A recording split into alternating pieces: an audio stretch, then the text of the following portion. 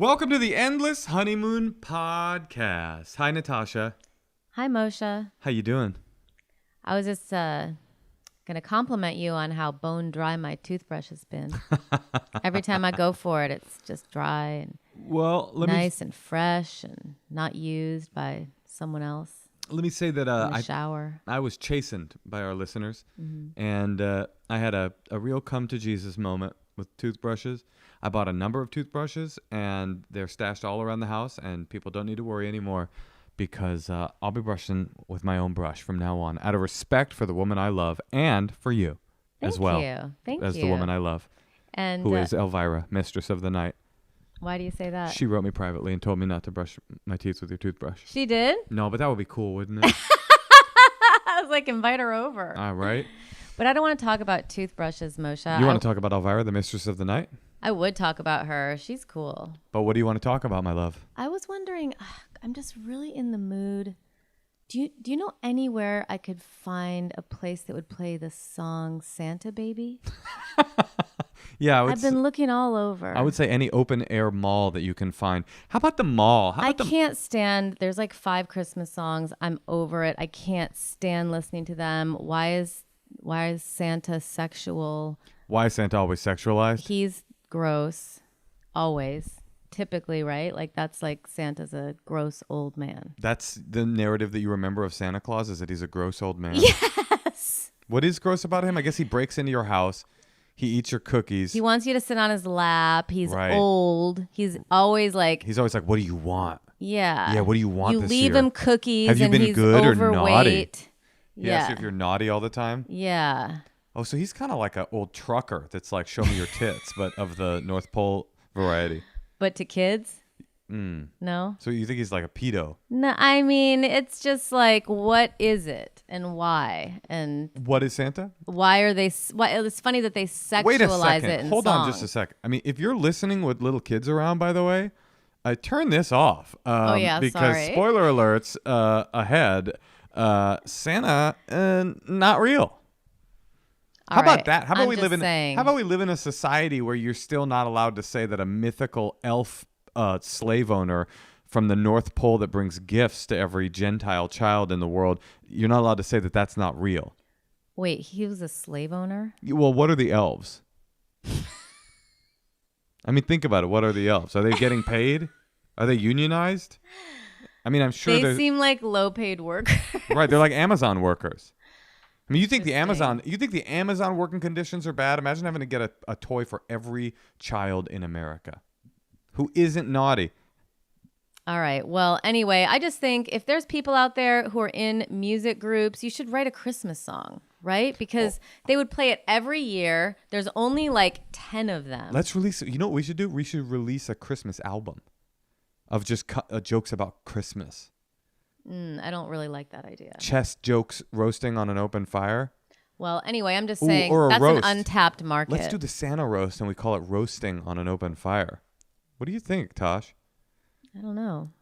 I think I hate it. All right, I think I hate it too. Ladies and gentlemen, we would love to play some secrets for you because that's what we want to offer you because you've been nice this year. You're on our nice list. You're on my nice list, Ooh, listeners. Santa. Ooh, unbuckle that oversized belt and pull down those velvet pants and let me see that bright red Rudolph-esque cock of yours.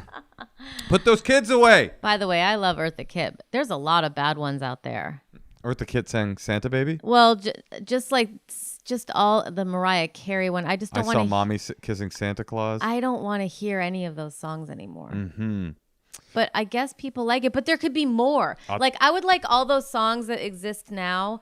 Feed the World. Like there's some good ones that are fun to hear, but maybe if they were like dispersed with more Hanukkah songs, huh? More everything, more holiday songs. People need to start releasing Christmas songs. No, that's the answer is not more Christmas music. The answer is to do away with the traditions of the past and move towards a more secular future where we only listen to Taylor Swift and the Beatles. Or no, Taylor Swift or the Beatles. You have to pick a side. What side would you pick? I mean, isn't it obvious? I'm a Taylor all the way. All right, I would listen. definitely be with the Beatles, honey. Well, I'm a fan of the Beatles. In fact, I don't know if you know this, but I was recently featured in a George Harrison music video. As was I. Yeah, I guess you were in it too. But I was definitely featured in it. You were, honey. You were the owner of the bookstore. Natasha and I, the worker, along with many other amazing comedians, were just in the 50th anniversary of All Things Must Pass video homage. We made a video, a music video for My Sweet Lord, the song from All Things Must Pass, with a lot of amazing comedians. So everybody. Lance Bangs put it together. He did. And who was it? Everybody was in it. Ringo was in it. My buddy Ringo. Star, for those of you that aren't familiar. Weird Al, Tim and Eric, Garfunkel. Did you have a scene with Ringo, honey? I would love to have had a scene with Ringo. I heard Ringo said he stopped signing autographs. He no longer will sign autographs, which I get, I guess. Yeah, your arm probably just starts to hurt. Plus all that drumming, you know? He's already got beleaguered arms. Natasha, who was your favorite Beatle growing up? I didn't really grow up with the Beatles. But I guess now, I don't know. After watching Get Back, the 8-hour documentary that just came out on Disney Plus, which I highly recommend, directed by Peter Jackson, I guess I would pick John. You pick John. Yeah. I was always a Ringo boy. Just because that's just because, like. Because what? Because what, honey? Because what?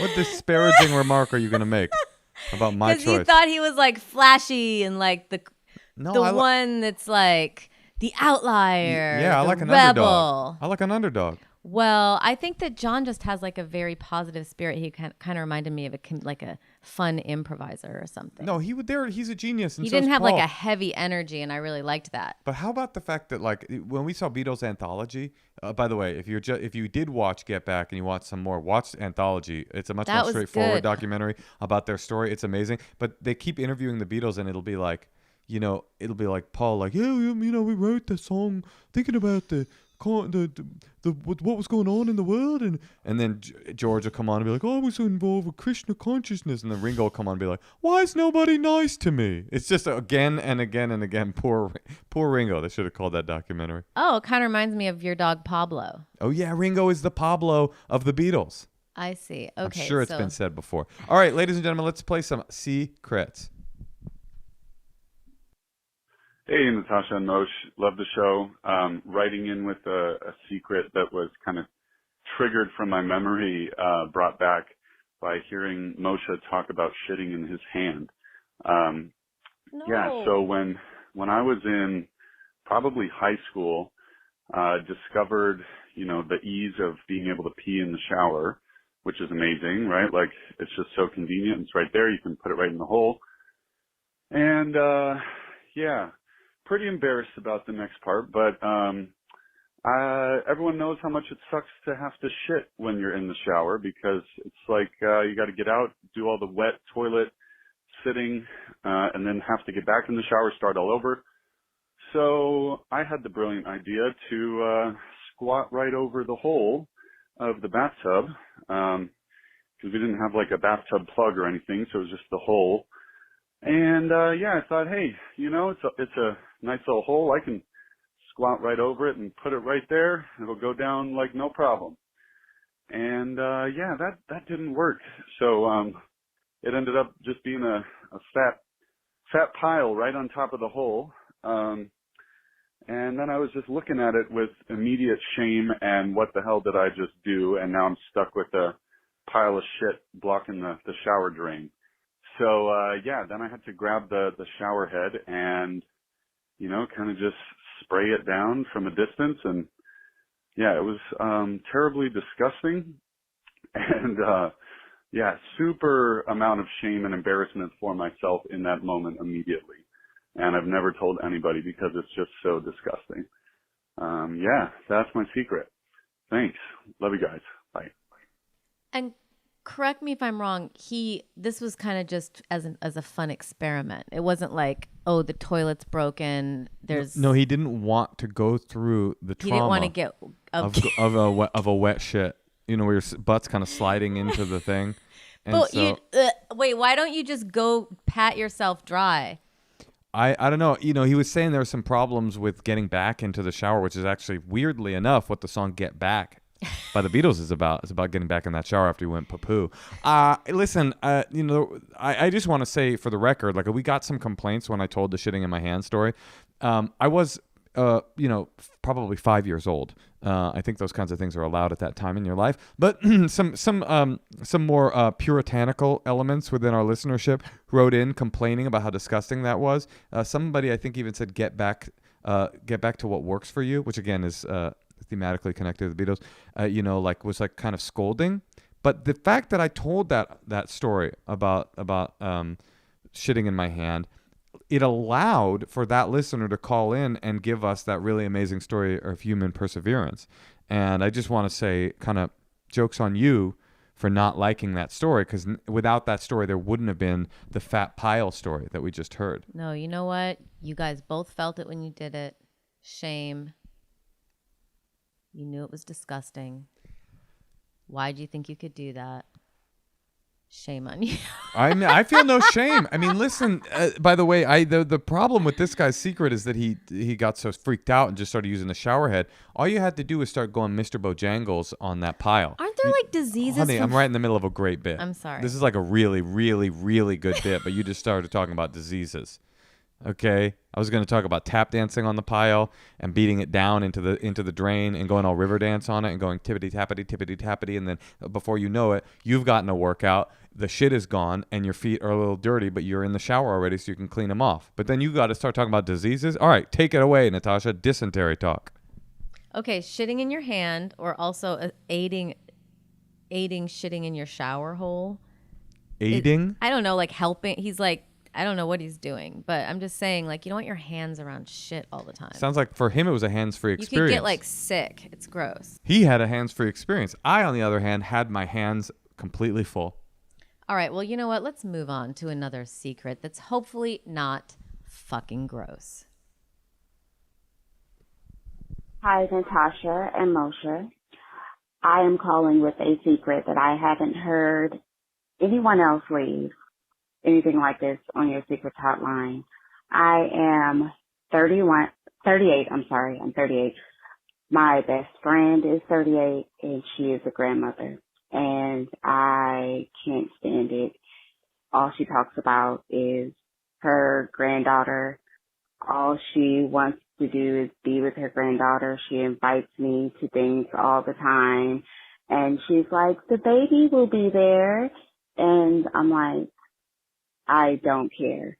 I am not a grandma. I do have children. They're teenagers. I'm not a grandma. I don't want to be a grandma ever.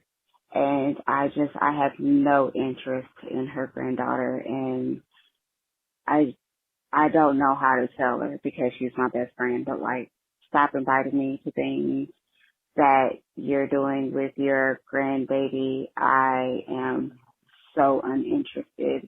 Stop inviting me over and saying, the baby will be there. I don't care. I'm uninterested. And I'm sure that this makes me a horrible person. But that's why it's a secret, I guess. Thanks for listening. I love it. I mean, it's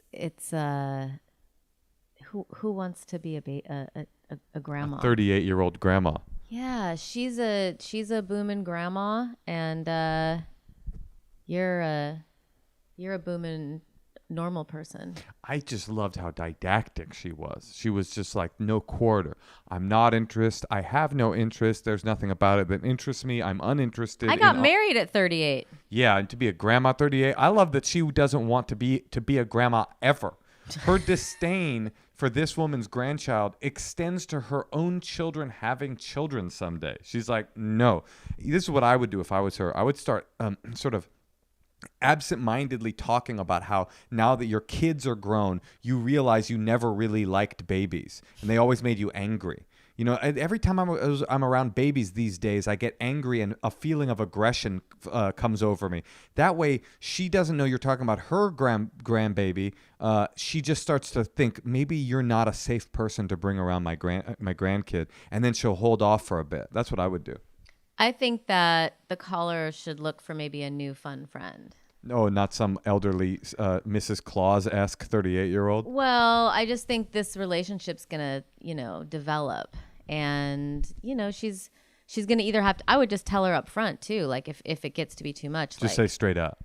Yeah, like if you keep inviting her to things that are things that you guys could do, which, you know, you guys could like go away for a weekend, or I don't know what you do, go camping or whatever. Like, seems like if she just keeps saying no and keeps wanting to invite you could do that. Grandchild. That's a mature choice. You could also just start doing coke. You could just start doing coke, and it will take care of itself. The problem will take care of itself. She'll be like, I don't want this fucking cokehead around my grandbaby, and she'll stop inviting you. And then you go to rehab, get your shit together, but never tell her that you got your shit together, and that way it'll be all good. She'll be your friend. You guys can go to the party together, but you can go dancing, but no more grandbaby.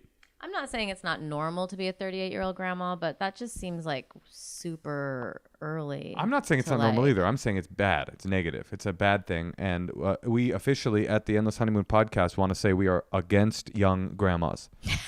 So no offense, by the way, if there are any young grandmas out there, no offense. We just don't think you belong in the world. No offense. That is a no offense situation.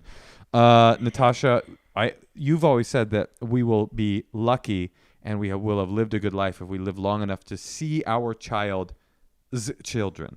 Right. So that's a old parent goal. This lady is going to be lucky if she sees her great-grandchild's grandchild. And she's like 90, and she's like, "This is my quintuple great. How you doing?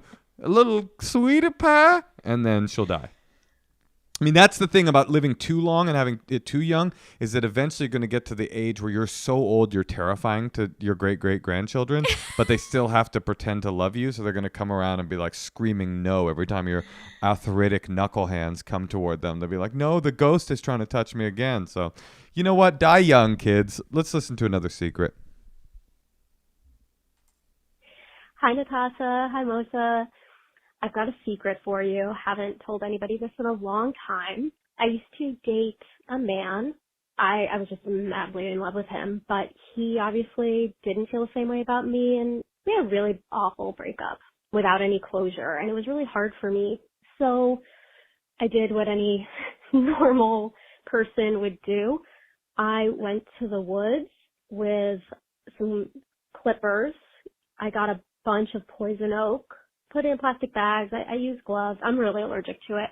I drove over to his house. It was the middle of the night. Took the poison oak, just smeared them, the leaves that have the oil on them, all over his doorknobs, all over his car handle, door handles. All over, like I put leaves like in his potted plants that I knew he's like fastidious about, like maintaining his potted plants outside. Anyway, I have no idea if he wound up having a reaction because we really didn't speak after that. You can't die from poison oak. Like, he's going to be fine. But I loved thinking about the fact that he might break out in just this, like, gnarly rash and have no idea where it would come from, and, like, that it might get worse and worse over time as he keeps, like, touching things.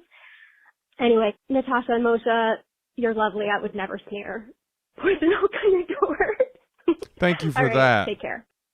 Oh, what a sweetie. She would never do that to us. That is so cool. By the way, as a poison oak survivor, I am really against this. I mean, this is awful. And you are at the gnarly I'm level still of allergic. scarred. And also, I know how poison oak works. Like, if you never find it, and like, how would he ever know it was on his car door? Like, I don't know if that's how a good place to transmit it on a piece of metal. But anyway, that is just, that's physical violence. That I am into. Here's your best case scenario. You think that's okay, Moshe? What did the guy do to her? He broke her heart? I think so. Listen. Doesn't matter. Here's the best case scenario. He's horny. He's horny thinking about the girl that he cheated on you with. And he's driving home to go give himself a nice little wank. And he's just rushing in, and he just like comes in the house, closes the doorknob on the door handle on his car, rushes to the house, does a big palm on the doorknob, runs in, flips on the computer, and just starts straight stroking with an oak stroke to your enemy. There's nothing better. You got that rashy dick. Oh man, that is an ultimate revenge. They say revenge is a dish best served botanically. Listen, it's a cute thing to think of her rubbing all that all over. I kind of like the imagery, but that is so painful, and you could have a violent reaction to it. It could be recurring. Honey, don't bring your own particular sensitivities to poison oak into how awesome this I'm just this saying attack was. It's not just a prank. That's true. You're right about that. That's like someone, I don't know. Google what's the longest someone's had to deal with poison oak. I have. I think it's, I don't know. It could just be coming back. Mm-hmm. You could keep re-catching it. I hear what you're saying. Okay. I remember your rash all too well. Remember it was weeping? She had a weeping rash. So that's what you did. And then I had a special shirt I had to wear. Oh, you had an oak shirt? I had to capture all of the weeping. Oh, that's right. Oh my God. Just like weeping. You guys, totally forgot about that. Natasha was wearing a shirt that she fastened out of dental floss and sponges. And she had sewn them together to create this very stiff but very absorbent sponge shirt. And it would suck up her weep, and it was really rough. Anyway, but you know what I did with it, honey? In the end, when you finally took that weep shirt off, and it was you were done with your little infection, you know what I used the sponge shirt for? What? I scrubbed the area of our bathtub right around the drain where I had done a little experiment. Ew. Guys, this has been a lot of fun. Natasha, I hope you've had a wonderful time recording this podcast. I have. Thanks so much for having me. You're welcome. And it's always good to have you on the show. Appreciate you. If you're just tuning in now, this is live in the morning with Moshe Kasher, our special guest, Natasha Leggero. She'll be at the Chuckle Fuck all this weekend. Natasha, thanks again for joining us. Thanks. Because I love you. I love you too.